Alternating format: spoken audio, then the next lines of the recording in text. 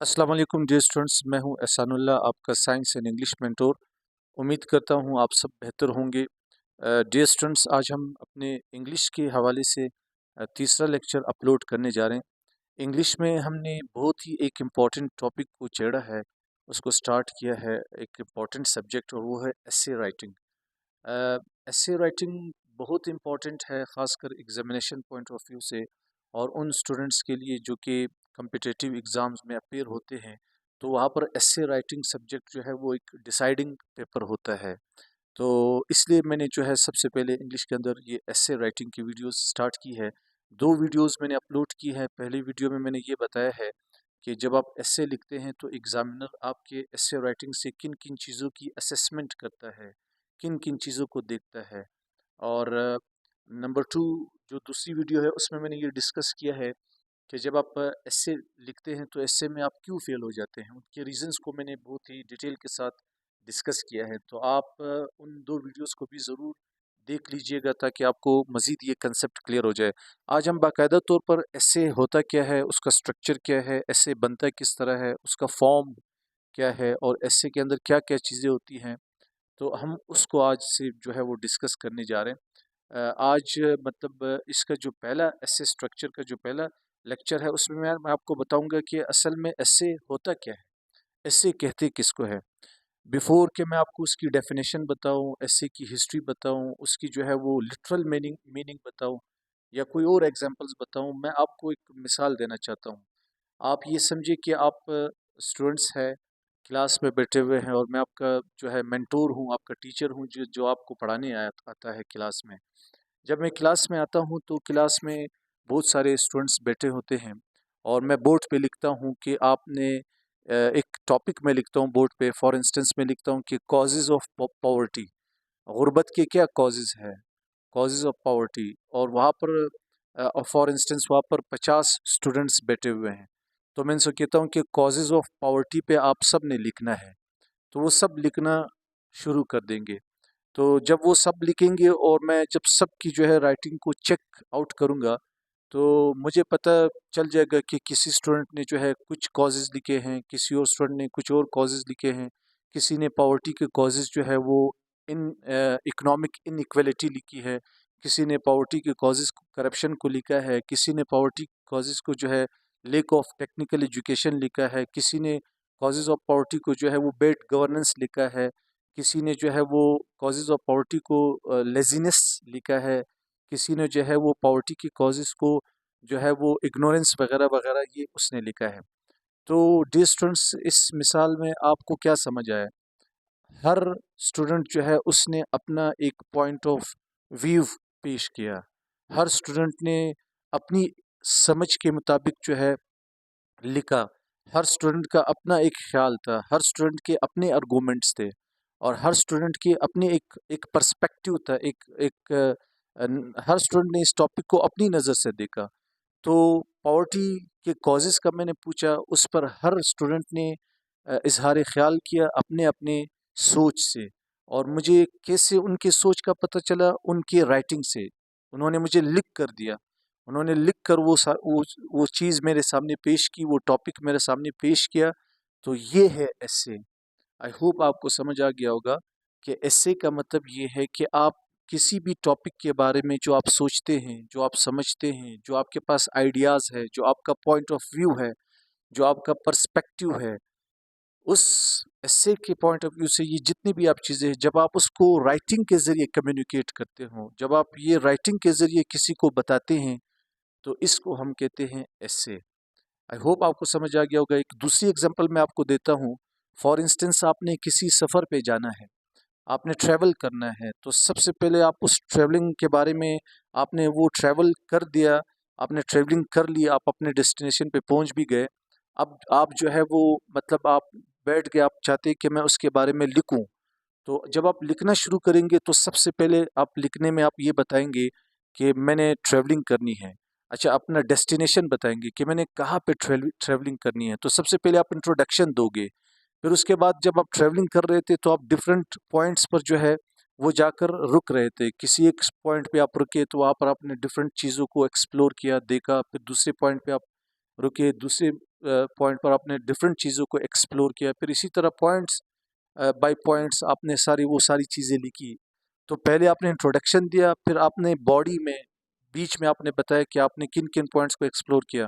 फिर जो है आप एक डेस्टिनेशन पे पहुंच गए, तो आप बताते हैं कि मेरी ये डेस्टिनेशन है, और फिर आप डेस्टिनेशन के बारे में बताते हैं, इसको कहते हैं कंक्लूजन। तो ये this is the best logical examples for essay. मैंने आपको ये सारे पॉइंट्स इसलिए बताए कि ताकि आपको एसे समझ आ जाए। एसे होता क्या है डियर स्टूडेंट्स, एक एसे में कोई भी जो राइटर होता है वो राइटिंग के ज़रिए अपने आइडियाज़ पेश करता है, अपने पर्सपेक्टिव को पेश करता है, अपना पॉइंट ऑफ व्यू को पेश करता है, जो वो समझता है, जिस चीज़ के बारे में जो वो समझता है, किसी भी टॉपिक के बारे में राइटिंग के ज़रिए उसको कम्युनिकेट करता है। तो ये इसको एसे कहते हैं। अब हम थोड़ी सी जो है वो ये एसे लफ्ज़ निकला कहाँ से है और एसे की डेफिनेशन क्या है उसकी तरफ आते हैं। तो dear students, meaning of the word essay, the word essay comes from, ये लफ्ज़ एसे जो है ये कहाँ से निकला हुआ है, ये एक फ्रेंच वर्ड एसे, ये इसको आप एसे ये कहेंगे, यहाँ पर आर साइलेंट है।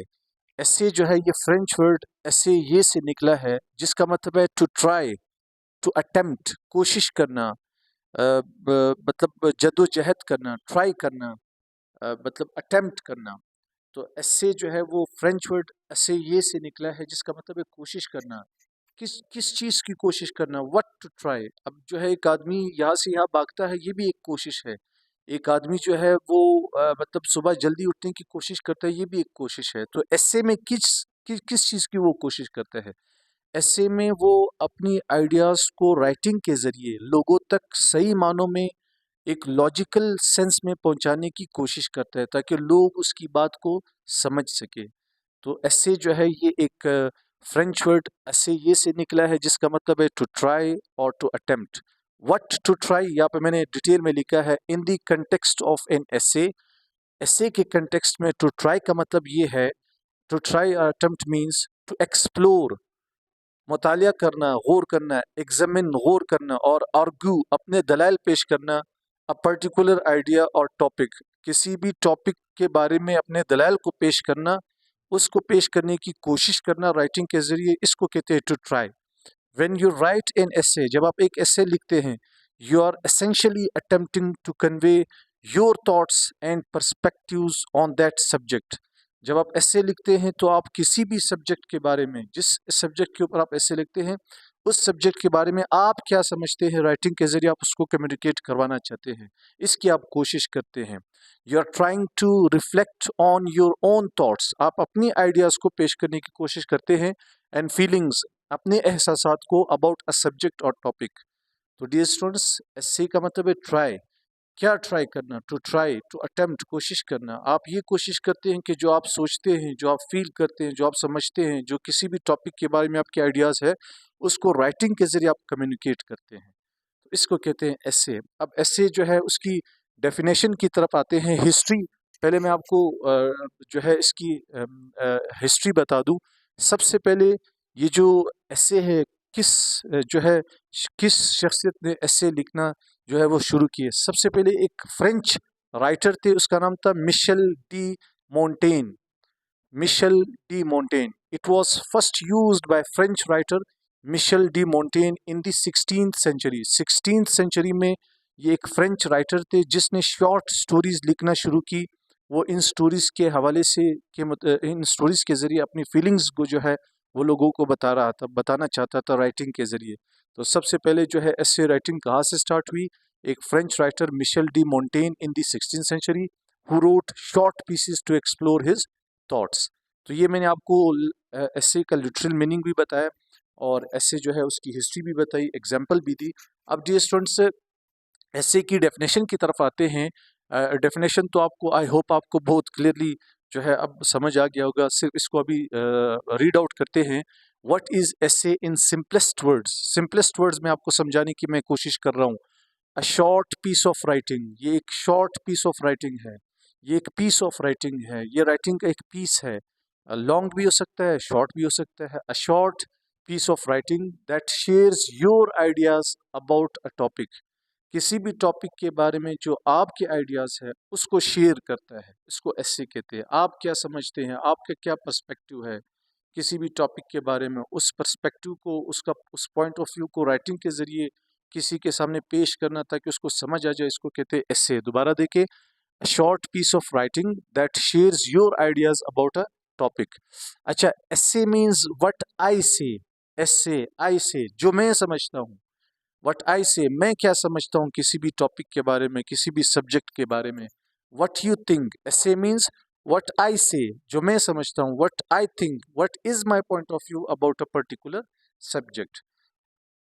जी, ये एक सब्जेक्ट कोई भी टॉपिक है, क्लाइमेट चेंज है। क्लाइमेट चेंज के बारे में, क्लाइमेट चेंज को किस तरह कंट्रोल करना है, या पॉपुलेशन है, पॉपुलेशन को किस तरह कंट्रोल करना है। हर हर आदमी के जो है वो अपना एक पॉइंट ऑफ व्यू है। Each person has his own point of view. हर आदमी जो है वो अपने एंगल से सोचता है, मगर मैं क्या सोचता हूँ, मैं, मेरा क्या पॉइंट ऑफ व्यू है, उसको जब आप कम्युनिकेट करते हैं तो इसको क्या कहते हैं, ऐसे। तो आसान अल्फाज में मैं इसको जो है वो रिकैपिचुलेट करता हूँ। ऐसे का मतलब ये है कि आप किसी भी सब्जेक्ट के बारे में, किसी भी टॉपिक के बारे में, किसी भी मजमून के बारे में जो आप समझते हैं, जो आपका पॉइंट ऑफ व्यू है, जो आपके फीलिंग्स है, जो आपका पर्सपेक्टिव है, उसको राइटिंग के ज़रिए दूसरे तक को इस तरह कम्युनिकेट करना कि वो अच्छी तरह आपकी बात को समझ जाए, इसको हम क्या कहते हैं, ऐसे। अब डियर स्टूडेंट्स, ऐसे के क्या पार्ट्स है, ऐसे बना कहाँ से है, तो अब इसको हम डिस्कस करते हैं। इसको कहते हैं फॉर्मेशन ऑफ ऐसे फ्रॉम वर्ड टू पैराग्राफ। ऐसे की जो बिल्डिंग ब्लॉक है वो वर्ड्स हैं।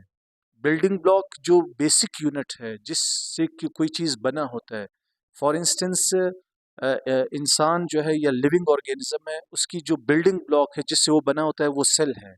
एक दीवार जब आप बनाते हैं उसकी जो बिल्डिंग ब्लॉक है वो ब्रिक है। बहुत सारे ब्रिक्स जब आपस में मिलेंगे तो तो दीवार बनता है। तो इसी तरह ये ऐसे जो बना है ये किन किन चीज़ों से बना है, इसकी बेसिक यूनिट क्या है, इसकी बुनियादी इकाई क्या है, और किन किन यूनिट से मिलकर बनता है, इसका स्ट्रक्चर क्या है। जिस तरह इंसान का एक स्ट्रक्चर होता है, उसका सर है, उसकी बॉडी, उसके लेग्स है।